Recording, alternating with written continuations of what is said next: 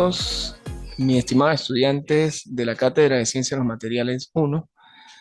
Eh, Antes de comenzar la clase, hago una aclaratoria que la tercera evaluación que estaba pautada para la semana pasada se corrió una semana, es decir, hay chance de oportunidad de presentarla del día 29 de julio, 29 de julio, sí, al día lunes 31 de julio. No la había dado también porque este tercer encuentro pues no se había dado la oportunidad de la semana pasada hacerse, se dio hasta hoy y por eso di la próloga también respecto a la actividad. En esta tercera evaluación vamos a hablar un poco sobre los metales. Sí, habíamos visto en la introducción a la materia que los metales, en la ciencia de los materiales, los metales jugaban un papel muy importante, ¿no?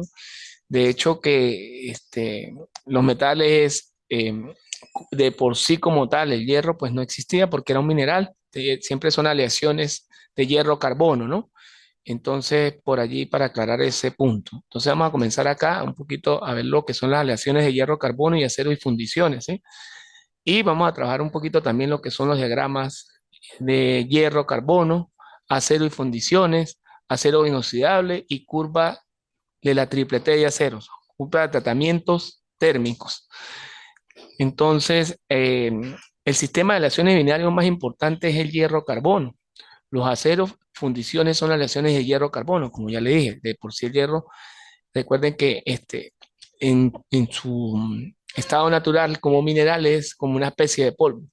Entonces tiene que unirse al carbono a través de un proceso de fundición para formar lo que es el metal, lo que hoy conocemos como acero, ¿no? Todas las estructuras en realidad no se llaman hierro, sino son aleaciones de acero. La clasificación de las aleaciones ferras, según el contenido en carbono, comprenden tres grandes grupos. Lo que es hierro, cuando contiene menos del 0,08% en peso de carbono, y lo que es el 2,11% en peso, aunque generalmente contiene menos del 1%. Y las fundiciones, cuando las reacciones de hierro-carbono tienen un contenido de carbono de 2,1%, aunque generalmente contienen de 3,5 y a 4% de carbono.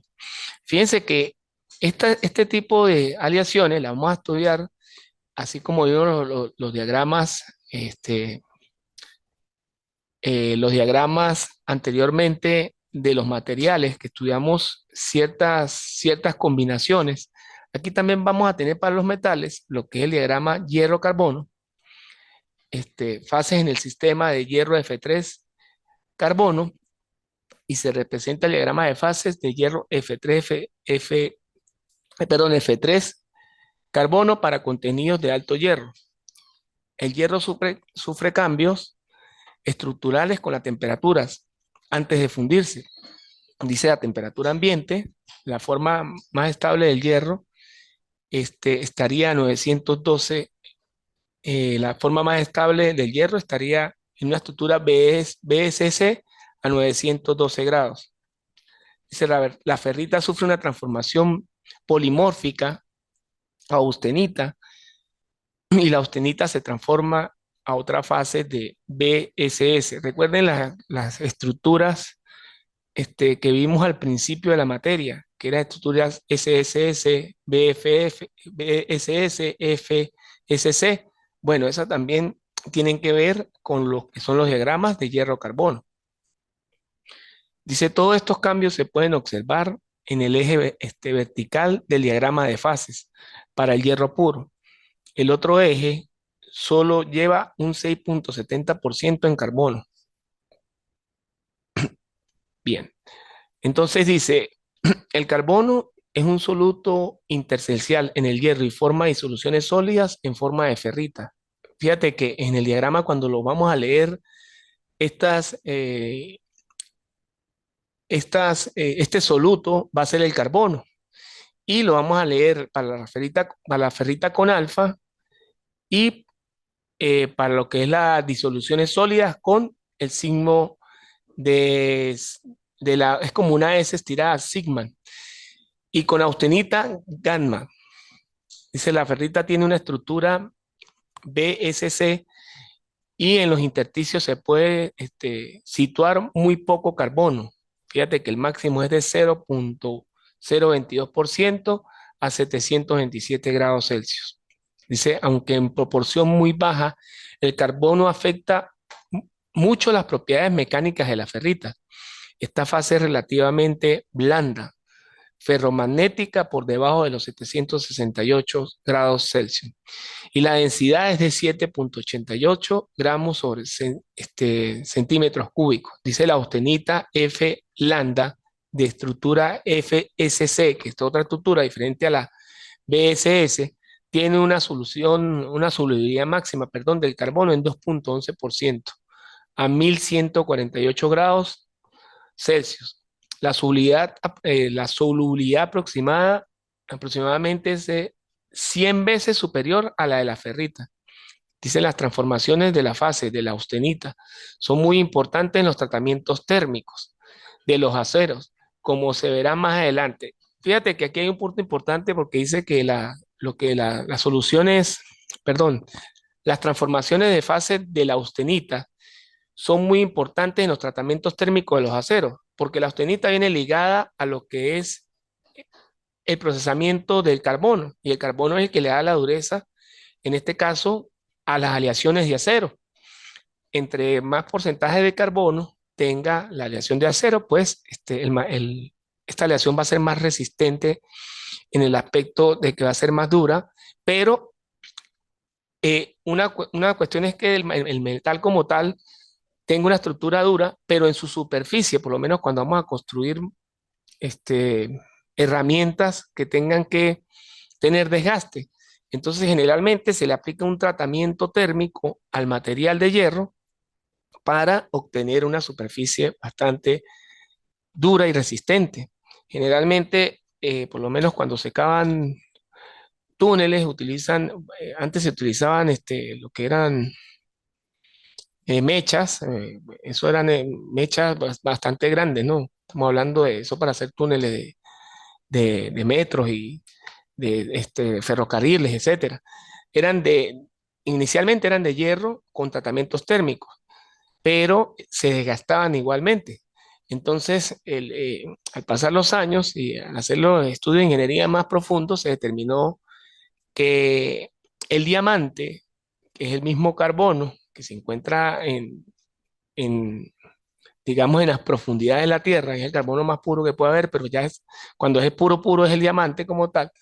Se hicieron esas mechas en la parte de adelante de diamante, porque el diamante tiene una particularidad especial o una característica que no resiste el impacto, porque es como una botella. Yo puedo dejar caer un diamante desde 1 metro y lo parto, pero tiene una característica súper especial, que es capaz de rayar cualquier material existente en la Tierra.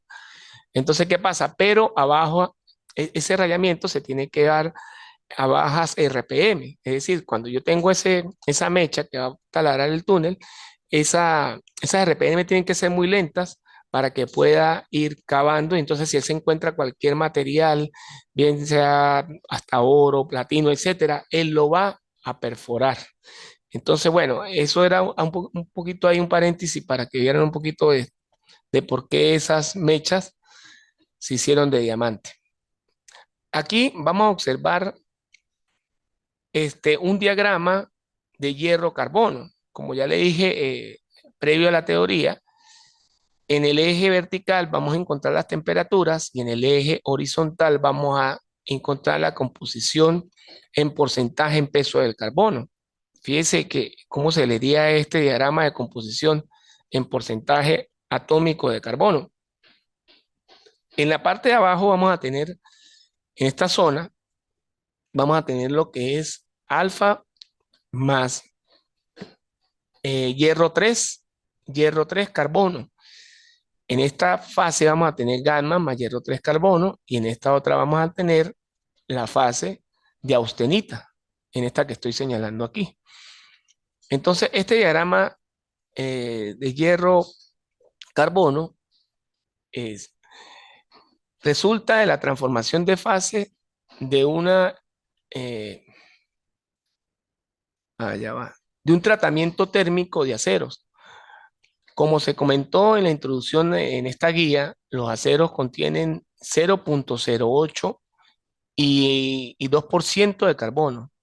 Y al enfriarse desde un campo gamma se obtiene una microestructura que está íntimamente relacionada con propiedades mecánicas de los aceros. Entonces aquí están hablando de lo que es de lo que son las eh, propiedades a las que está ligada la austenita o lo que es el carbono. Y como ya he hecho referencia, lo que hace es darle dureza, a este caso, a la aleación. Fíjese que desde el punto de vista microestructural, en las aleaciones de hierro-carbono, la microestructura que se desarrolla depende tanto del contenido en carbono como del tratamiento térmico.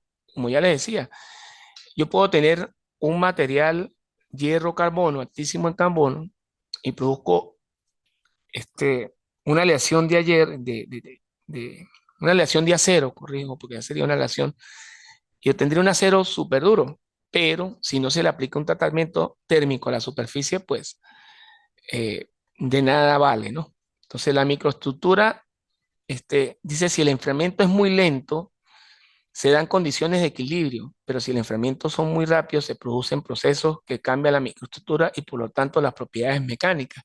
Fíjate que esto es una particularidad de los tratamientos térmicos una vez que se procesan los aceros.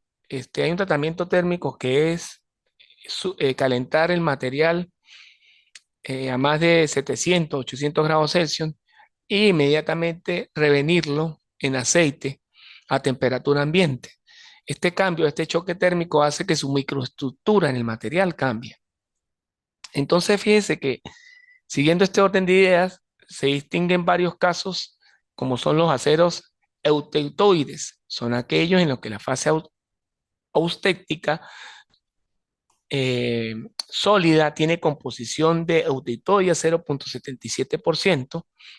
Dice, inicialmente la microestructura de la fase lambda es muy sencilla, con granos orientados al azar. Fíjate que estos fueron los granos que se vieron en la parte microscópica en la clase pasada, cuando yo les mostraba lo que era la austenita,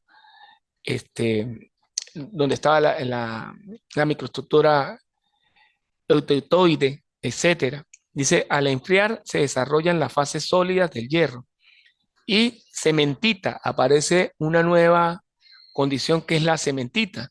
Esta microestructura de ferrita y cementita se conoce como perlita y el nombre deriva de la apariencia de la madre perla bajo el microscopio. Mecánicamente, la perlita tiene propiedades intermedias entre blandas, dúctiles, ferritas y muy duras y quebradizas como la cementita. Dice los aceros hipoteitoides, fíjate que ahora vamos a hablar ahorita hablamos de los aceros euteitoides, ahora vamos a hablar de los aceros hipoteitoides. Son aquellos en que las fases auténticas, perdón, sólidas tienen un contenido de carbono inferior a la del euteitoide de 0,77%. Dice los cambios en la microestructura de un acero de esta composición se dan a temperaturas de 875 grados. Dice la microestructura de la fase lambda es homogénea con granos orientados al azar. Dice, al enfriar se desarrolla la fase lambda, es decir, la fase de sólido, y nos encontramos en la región bifásica sólido más lambda o punto de línea. Dice, en este punto se han segregado un poco de fase lambda al bajar la temperatura. Fíjense que entonces un acero hipoteitoide, fíjate que tiene el mismo porcentaje eutéutico, 0,77%, pero lo que pasa es que el acero aguanta, digamos, resiste otro tipo de tratamientos térmicos de diferencia por el grado de fusión que alcanza este tipo de acero. Dice los aceros hipereutectoides, fíjate, entonces para que no me vayan a confundir aquí, están los eutectoides, los hipoteictoides, están los hipereutectoides, que son aquellos en que la fase austética sólida tiene un contenido de carbono de 0,77 y 2,1%. Dice los cambios en la microestructura de un acero de esta composición se dan fíjense, a 900 grados Celsius. El anterior se va a 875. La diferencia, estamos hablando que es de 25 grados, pero esta diferencia marca realmente en su microestructura una propiedad que nos va a servir para determinado requerimiento de ingeniería. Dice la microestructura de la fase lambda es homogénea con los granos orientados al azar. Dice, al enfriar se desarrolla la cementita y nos encontramos una región bifásica lambda más cementita. Fíjate que la cementita aparece en este tipo de aleaciones como tal. Antes, la segunda prueba, no habíamos hablado de cementita, solamente de perlita. La cementita se comienza a formar en los límites del grano de la austéctica. Esta cementita se denomina cementita preutetoide, ya que se han formado antes de que se dé la reacción eutetoide. Dice, al, ¿qué? Al descender por debajo de la temperatura autéutica. Dice, toda la austenita remanente de composición eutetoide se transforma en perlita. Dice, por lo tanto, la microestructura es perlita y cementita. Entonces, fíjense, aquí, bueno, aquí era lo que les quería mostrar, pero dice ese preámbulo y esa entrada. Aquí hay una vista en microscopio, ¿sí? Entonces, fíjate, mira, vamos a ver la figura 4.2 que dice representa esquemáticamente la microestructura de un acero eutectoide a 0.77%. Entonces, fíjate que aquí en el punto de fusión, vemos que se forman granos horizontales. En este punto, más arriba del punto de fusión, se encuentra la zona de líquido más sólido, formando granos lambda, como se observa aquí. Eso representa el esquema de una microestructura de acero tectoide. Fíjate que la 4.3 microscópicamente representa una microestructura de perlita de un acero eutectoide, mostrando láminas alternas de ferrita en fase alfa y cementita en fase oscura. Es decir, la ferrita que vamos a observar microscópicamente son las líneas que están claras y las que están en fase oscura son las cementitas. Las que están de trazo oscuro, perdón, son las cementitas.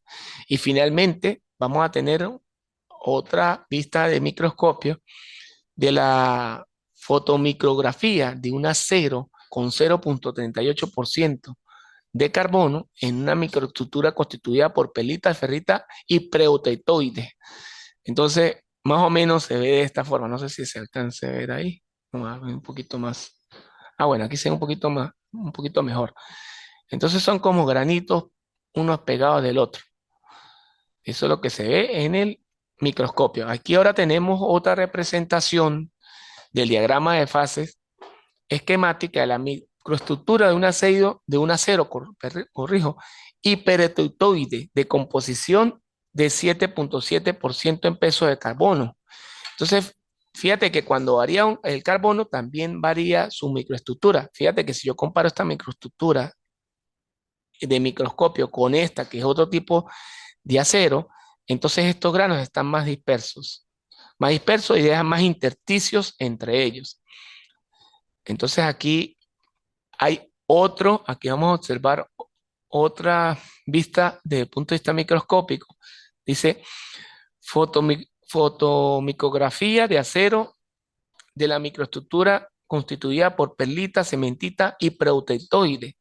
Esta no es proteictoide, pero esta sí es proteictoide. Es muy parecida a la autectoide, que está aquí arriba, pero esta tiene surcos, a diferencia, esta no tiene surcos.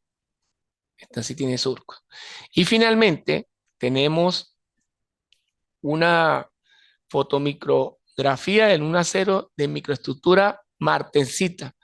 Se logramos en forma de aguja. Es la martensita y las regiones blandas es la austenita y retinita. Ujú. Entonces, si la comparamos con la fotomicrografía del acero que está aquí al lado, vemos que esta genera como una especie de cristales en su microestructura. Ujú. Ahora vamos a ver lo que son aceros y fundiciones, ¿sí? Los aceros son aleaciones de hierro-carbono con concentraciones apreciables de otros elementos aliantes. Existen miles de aceros de diferente composición y tratamientos térmicos. Los aceros se clasifican según su contenido de carbono, bajo, medio y alto contenido de carbono. Los aceros y las aleaciones en general se pueden designar de acuerdo a las instrucciones de la regla internacional AISI, American Iron Steel Institute. Esos son unas siglas en inglés y esa es la connotación de los aceros. Es por eso que nosotros vamos a encontrar aceros, por decir, 1000, 1130, 1020. El más usado a nivel de ingeniería es el acero estructural 1020. Este, hay aceros de bajo carbono como el 1135, etcétera. Y también la vamos a conocer con las otras siglas americanas, que es ASTM, American Association for. Entonces, vamos a hablar entonces de esa clasificación de acero, porque lo están clasificando de acuerdo al porcentaje de carbón en bajos, en medios y en altos. Acero de bajo carbono. Dice, constituyen la mayor parte de todo el acero fabricado. Contiene menos del 0,25% de carbono. La microestructura consiste en ferrita y perlita, por lo tanto son relativamente blandos y poco resistentes, pero con extraordinaria ductilidad y tenacidad. Son de fácil mecanizado, soldables y baratos. Aquí hago un paréntesis para ver, porque a veces este, esos aceros nosotros los hemos tenido en nuestras casas o lo hemos visto. Este acero se le llama en la jerga cotidiana hierro colado. Generalmente cuando uno tiene la cuchara de exprimir limones, es un acero de muy bajo carbono o hierro colado le llama a la gente. Cuando van para la feria, no, que va a comprar un exprimidor de limones de hierro colado. Eso es un acero de muy bajo carbono. Fíjense que este tiene ciertas características porque dice que eh, son, presentan alta tenacidad, ¿sí? Y presentan alta ductibilidad. Es decir, estos se dejan fundir, se dejan trabajar, pero ellos no resisten el impacto. La tenacidad es es decir, no, no se quiebran tan fácil, pero no resisten el impacto. Es decir, un exprimidor de limón, como normalmente se le llama en la vida cotidiana, de un hierro colado se cae y se parte. Entonces, son ¿por qué? Porque tienen muy bajo porcentaje de carbono. Otro grupo de acero de bajo contenido de carbono son de alta resistencia y baja aleación. Contienen concentraciones variables de cobre, vanadio, níquel y molibdeno al 10% de peso. Posee mucha más resistencia mecánica que pueden aumentar por tratamientos térmicos y mantienen las propiedades de fácil mecanizado.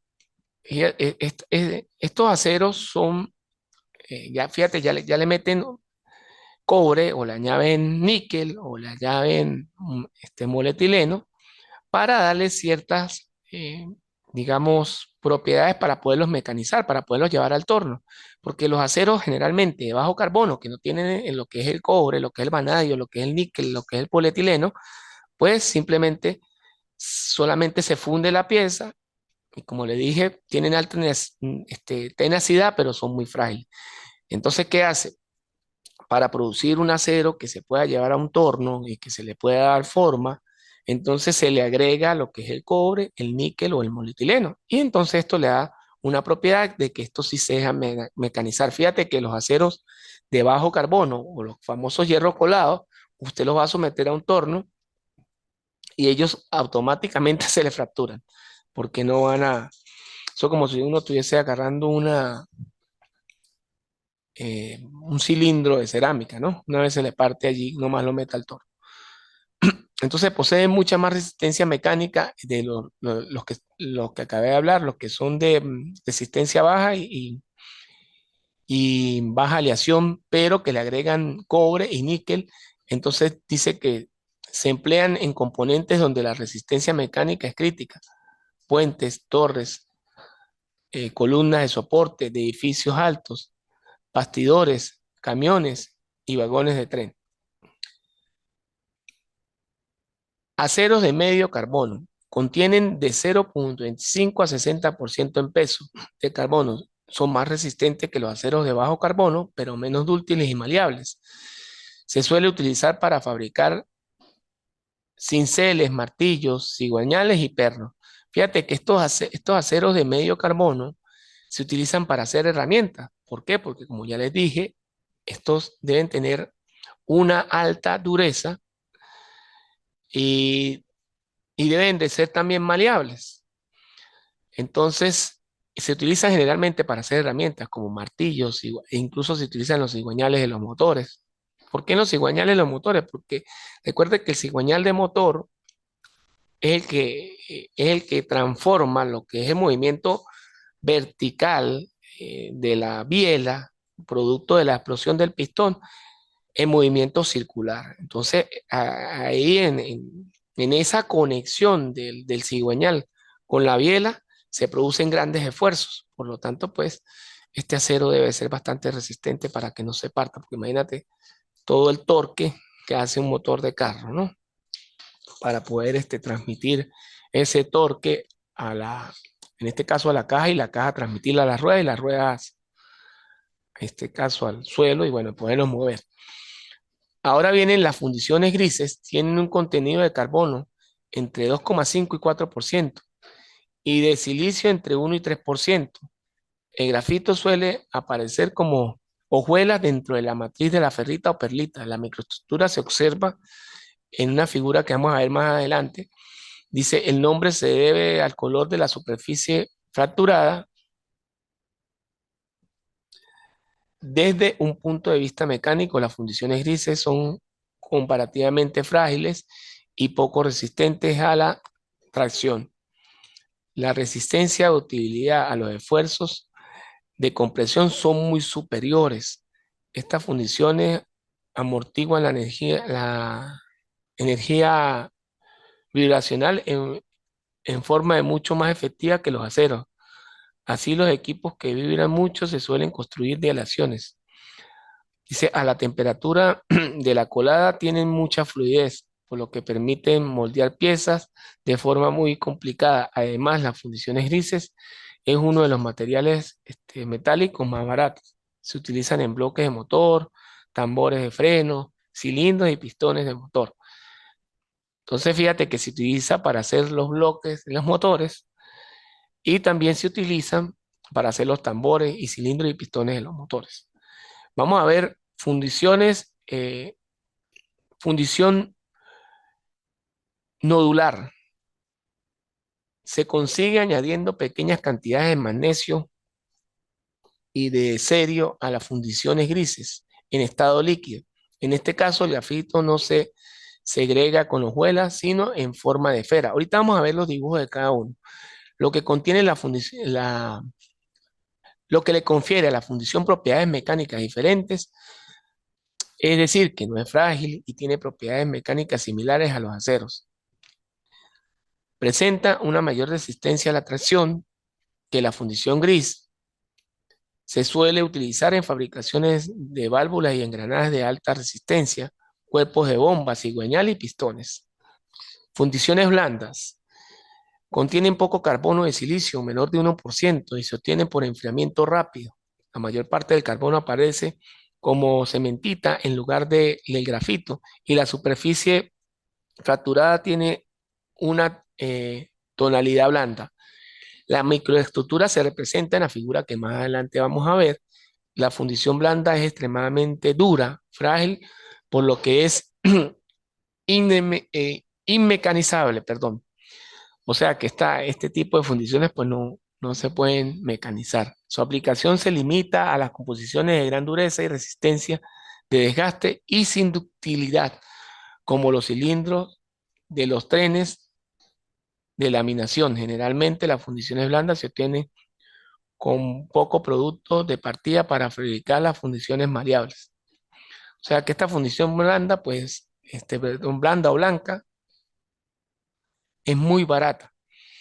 Las fundiciones maleables se obtienen a partir de las fundiciones blancas o blandas por calentamiento prolongado en la atmósfera, inerte, para prevenir la oxidación a temperaturas entre 800 a 900 grados Celsius. En estas condiciones la cementita se descompone para dar grafito en forma de rosetas dentro de la matriz de la ferrita o perlita. La microestructura se representa en la figura 4.13. Se suele emplear en tubos de dirección y engranajes de transmisión, muelles tubulares y partes de las válvulas. Y finalmente tenemos un acero que se utiliza mucho en lo que es más que todo a nivel de lo que es la preparación de alimentos y todo lo que involucre incluso lo que es la parte médica, que son los aceros inoxidables. Si los aceros inoxidables resisten la corrosión, irrumpen existe la corrupción debido al óxido de hierro en muchos ambientes, especialmente en la atmósfera. Dice el cromo, es el elemento más importante en aleación, con contenido del 11%. La resistencia a la corrosión mejora con la adición de níquel y molietileno. Es decir que, fíjate que para que sea un acero inoxidable, aparte de tener el porcentaje de carbono más alto que los otros aceros, debe el elemento acá que evita lo que es la corrosión es el cromo y el níquel y también dice que, bueno, algunos le agregan lo que es el molietileno. Dice, los aceros inoxidables se clasifican según la microestructura, martensita, ferrita o astenita. La amplia gama de propiedades mecánicas y la excelente resistencia a la corrosión hacen que este tipo de acero sea muy versátil. Algunos aceros inoxidables se utilizan en los ambientes de alto riesgo a temperaturas bajas y altas de la atmósfera. Dice, dice que las propiedades mecánicas en esas condiciones se pueden llevar o las puede tener hasta los 1000 grados centígrados. Es decir, que eh, estos aceros pueden llegar a alcanzar temperaturas a 1000 grados centígrados y todavía conservan todas sus propiedades. ¿En qué se utilizan? En turbinas de gas, generadores a vapor, hornos de tratamientos térmicos, partes de aviones, en los misiles, imagínate, ¿sí? Los misiles, el fuselaje del misil, los fuselajes de los aviones son de este tipo de acero, al igual que los que son las turbinas de gas. O sea, son unos aceros bastante utilizados en la industria. Aquí entonces es donde aparecen, vamos a ver una imagen microscópica, una fotomicrografía de las fundiciones grises. Fíjate que aquí con escamas de grafito y una matiz de ferrita ion alfa. Entonces aquí vemos la microestructura de lo que son las fundiciones grises. En la 4.11 vemos la microestructura en un microscopio de lo que son las fundiciones dúctiles. Fíjense que entonces la diferencia esta que tiene unos surcos y esta tiene como una especie de granitos. En la 4.12 vemos la fotomicrografía de las fundiciones blandas. Entonces, aquí vemos la gran diferencia que se generan surcos más grandes comparada con la que son las fundiciones dúctiles. Y finalmente aquí tenemos lo que es la fotomicrografía de una fundición maleable, que tienen más espacios intersticiales que las demás.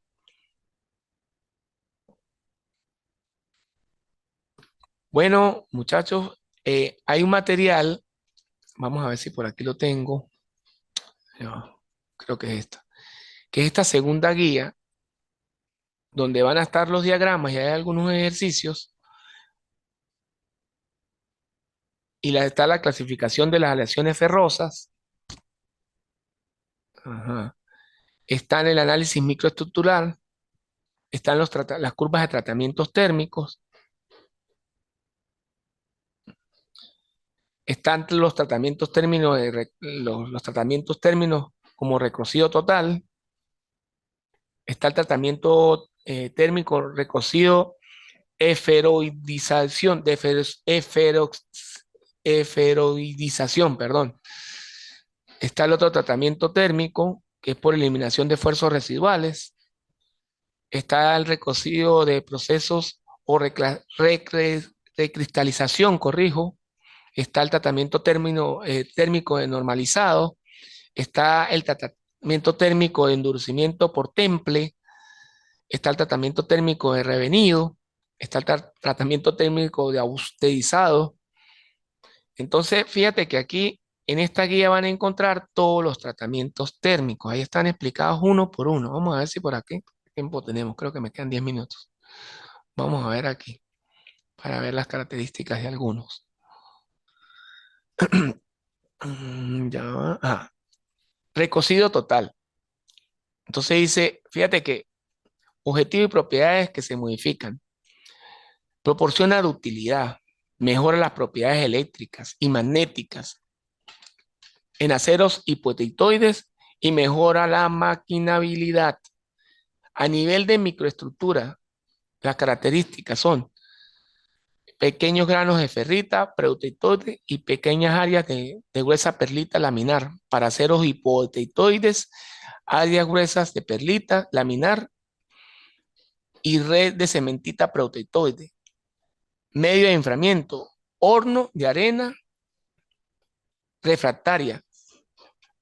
Velocidad de enfriamiento muy lenta. Entonces fíjate que para hacer el tratamiento térmico de recocido total se debe hacer en un horno y la velocidad de enfriamiento tiene que ser muy lenta. Generalmente, a nivel de ingeniería, en lo que son las industrias encargadas de dar este tipo de tratamiento, esos hornos los manipulan a través de PLC con termocuplas. Entonces vamos a ver, la temperatura de calentamiento es de 30 grados por encima del A3 en aceros hipotetoides y 30 grados por encima del A3121 en aceros hipertetoides.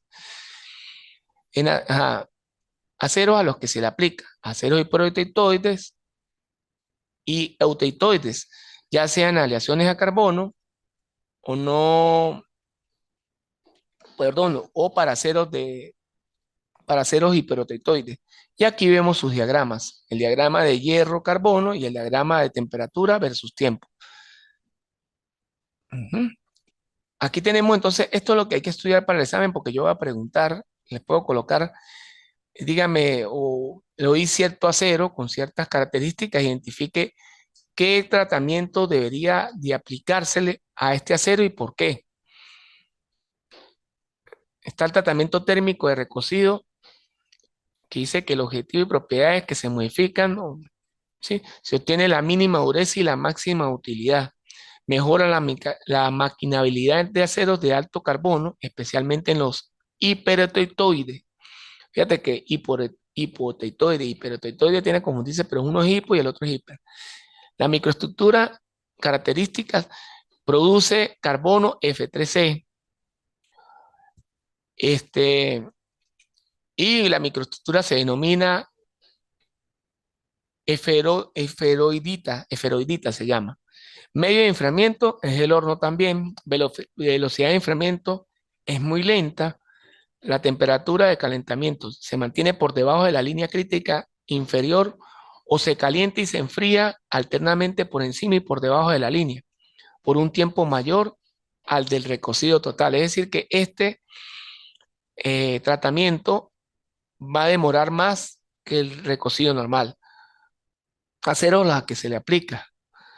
Son recomendados para acero hipertoitoide. Rara vez se aplican aceros de bajo carbono, ya que disminuye considerablemente su dureza. Está otro tratamiento térmico que es recocido para eliminación de esfuerzos residuales. Dice objetivo y propiedades que se modifican.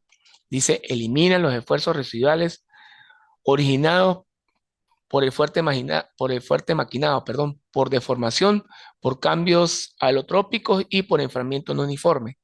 Microestructura característica. No se generan cambios microestructurales, por lo cual se mantiene la estructura presente antes del tratamiento térmico. Medio de enfriamiento, generalmente el horno, puede ser al aire en reposo. Velocidad de enfriamiento de muy lenta a moderada. Temperatura de calentamiento por debajo de las críticas inferiores, especialmente por debajo de la temperatura de recristalización.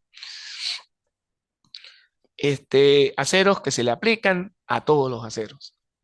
Es decir, este se le aplica a todos los aceros. Generalmente, este tipo de tratamientos térmicos se le aplica a, digamos, a los aceros inoxidables, porque si vamos a construir el fuselaje de un avión, un Boeing 747, donde vayan vías humanas, recuerden que en ingeniería el factor de seguridad debe ser del 1,10%. Entonces, este acero, pues, debemos eliminar todos los esfuerzos residuales, porque esos esfuerzos residuales pueden causar fatiga en el fuselaje del avión y, bueno, una catástrofe aérea. Tratamientos térmicos de recocido de proceso de recristalización, corrijo. Objetivo y propiedades que se modifican. Recristalizar el acero deformado en frío para devolverle la ductilidad y disminuir la dureza, para posteriormente seguir deformando en frío. Microestructuras características, la misma que existía antes de la deformación en frío. Medio de enfriamiento, el horno. Velocidad de enfriamiento también es muy lenta. Temperatura de calentamiento por debajo de las críticas inferiores, esencialmente por encima de la temperatura de recristalización, perdón. Aceros a los que se le aplica, generalmente aceros de bajo carbono, que son los que se pueden deformar en frío. Tratamientos térmicos de normalizado. Objetivo y propiedades que se modifican. Obtener un acero más duro, resistente y tenaz que el obtenido por recocido total, pero no comparable con el temple del revenido. Mejora la maquinabilidad, refina el grano y homogeniza la microestructura para mejorar la respuesta al temple. Entonces, fíjate que las microestructuras características para los aceros al carbono y de baja aleación se obtienen las mismas microconstituyentes que el recocido total, con una estructura de perlita más fina y de mejores capacidades. Y en los aceros de alta aleación se pueden obtener martensita. Medio de enfriamiento, el aire en reposo. Velocidad de enfriamiento, muy rápida. Temperatura de calentamiento, aproximadamente 60 grados, es decir, se calienta la aleación de acero y luego se pone a temperatura ambiente a que se comience a enfriar. Acero a los que se le aplica, todos, aunque en aceros de alta aleación, debido a la deformación de martensita, se consideran al temple en el aire. Y finalmente, tenemos aquí tratamiento térmico, endurecimiento por temple. Objetivo y propiedades que se modifican. Se aplica con la intención de aumentar dureza, resistencia y resistencia al desgaste. Trae como consecuencia la pérdida de ductilidad, tenacidad y aumento de fragilidad. En el temple se persigue obtener una estructura del 100% de martensita. Fíjate que todos los tratamientos térmicos modifican algunas propiedades, pierden algunas propiedades para obtener otras propiedades que se requieren. Por lo menos aquí dice que para el tratamiento de recocido por temple trae como consecuencia la pérdida de ductilidad, tenacidad y aumento de fragilidad. Es decir, hace el material muy frágil. y depende y aumenta al 100% la martensita. Pero claro, la intención es aumentar la dureza, la microestructura y características. Cuando el temple es efectivo, se obtiene martensita. Cuando no lo es, se obtiene, además de martensita, ferrita, perlita y según el tipo de acero, carburo. Mediante medio de enfriamiento, perdón, severo para el tipo de acero, agua caliente, agua, aceite, salmuela, aire y otro. Este es el que yo le decía que se calentaba a altas temperaturas el acero, en este caso la aleación de acero, y inmediatamente se sumergía en aceite, en aceite frío, o en este caso lo que es salmuela, etcétera. Velocidad de enfriamiento generalmente muy alta según el medio. Fíjate que la velocidad de enfriamiento es muy alta porque se hace un cambio drástico, un cambio de temperatura de caliente, se mete en aceite a ambiente, esto, o incluso a veces aceite frío, entonces este choque o ese cambio, esa velocidad de enfriamiento es muy rápida. Temperatura de enfriamiento suficiente para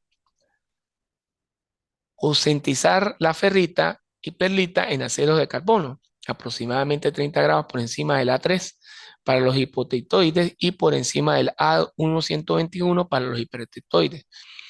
Aceros a los que se le aplica, todo excepto a los de bajo carbón, ya que difícilmente se obtienen resultados satisfactorios debido a la baja tenacidad, templabilidad, perdón. Y tenemos el tratamiento de revenido, tratamiento térmico de revenido, objetivos y propiedades que se modifican, eliminar las tensiones residuales del temple, mejorar la tenacidad y resistencia al impacto en aceros, trae como consecuencia la disminución de la fragilidad, la pérdida de dureza y la resistencia. Microestructuras características, la cual se puede presentar en varias formas. No se presentan transformaciones auténticas en el calentamiento.